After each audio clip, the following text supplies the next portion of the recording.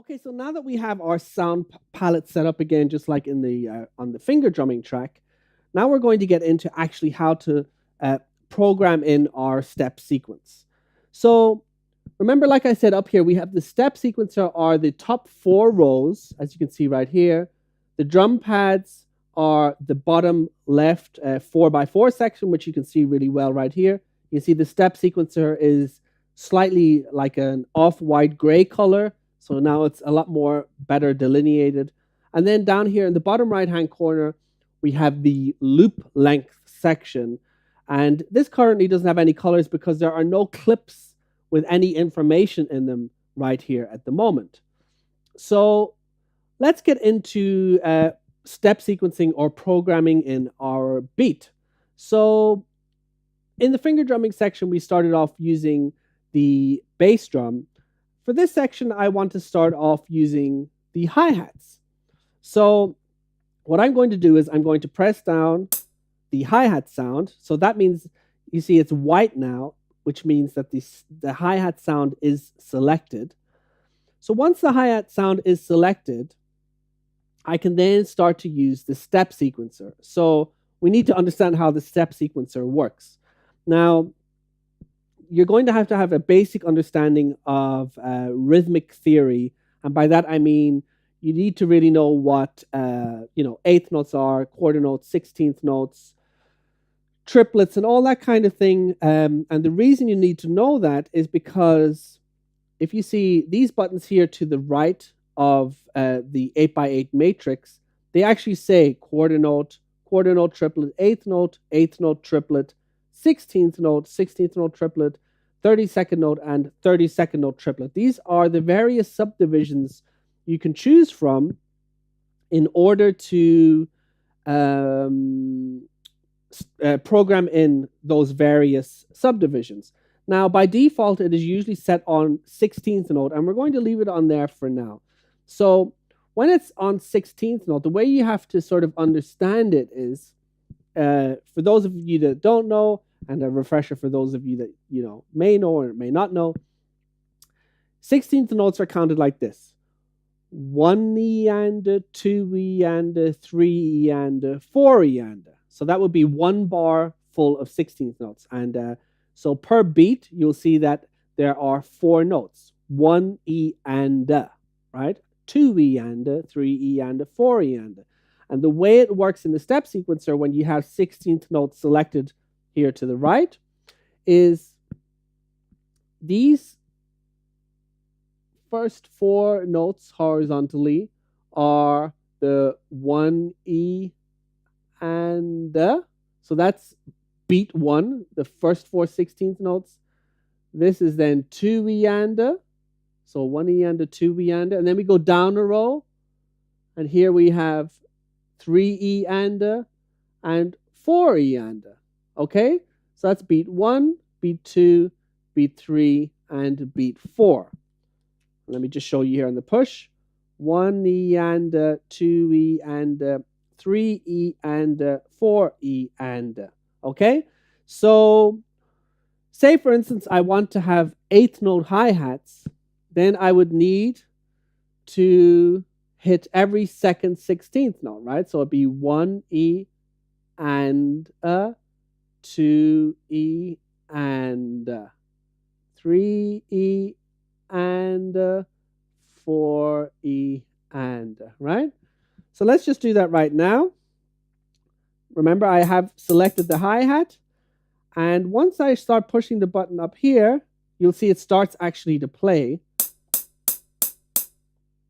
And now I programmed in the 1 E and 2 E and 3 and 4 E and 1 E and 2 E and 3 E and 4 E and 1 E and 2 E and 3 E and 4 E and. Okay, so that's the way that works right there. So just so we can feel where the 1, the 2, and the 3 and the 4 are, which would be this one, this one, this one, and this one, I'm actually going to program in a bass drum. So remember, I just selected that hi-hat, and then I could program it in. As soon as I push the bass drum down, you'll see that that's a clear space right now, and I can do the same pressing in, the different sounds and the different positions that they're supposed to be. So remember, this is where the 1 is, 1 E and the 2, 2 E and the 3 and the 4.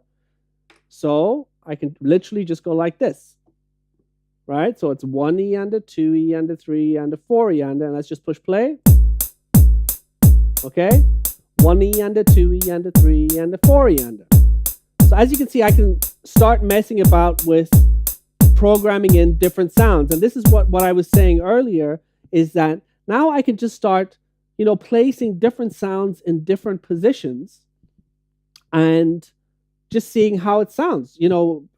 This is especially good for people who aren't really, deep into or playing drums and programming drums and need to really experiment to find positions that work and make them feel good, basically. So I'm just going to demonstrate messing around with different positions right now. So let's take the snare, for instance, and let's just see how that sounds. Now, usually in modern day music, you'll usually always have this snare on the 2 and the 4. So it's 1 E and a 2 E and a 3 E and a 4 E and a 1 E and a 2 E and a 3 E and a 4 E and a. So let's just see. Right, let me just take red now or green. Let me take green. I haven't used green. So you can see here's the 1 E and then the snare, the 2 is right here now.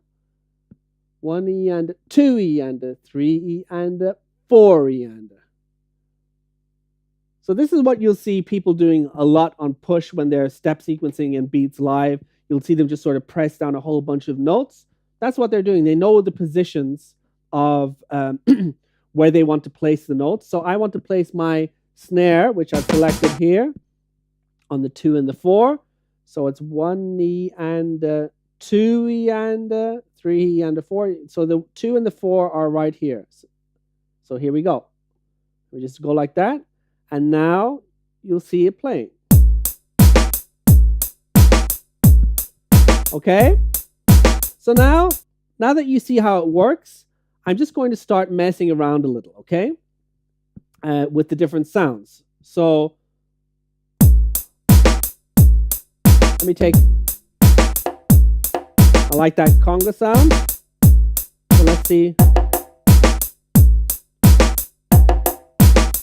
That sounds pretty cool. That's the first 3/16 notes. And then let me take this other conga sound and I'll go like this.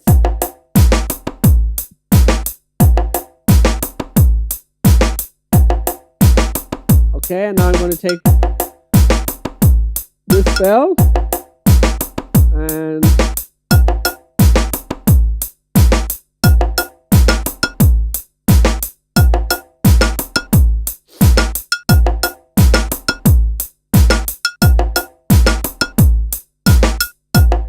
kind of like that.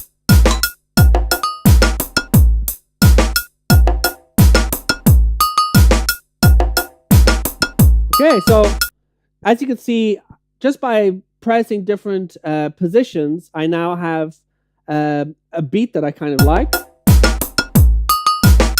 And whilst I was programming in this sound, I actually had this selected first and I didn't like it, and then I moved it over by 1/16 note either way. And so you can see I could kind of experiment. I didn't like that one thing, so I just moved the positions, and then I found something that was pleasing to my ear.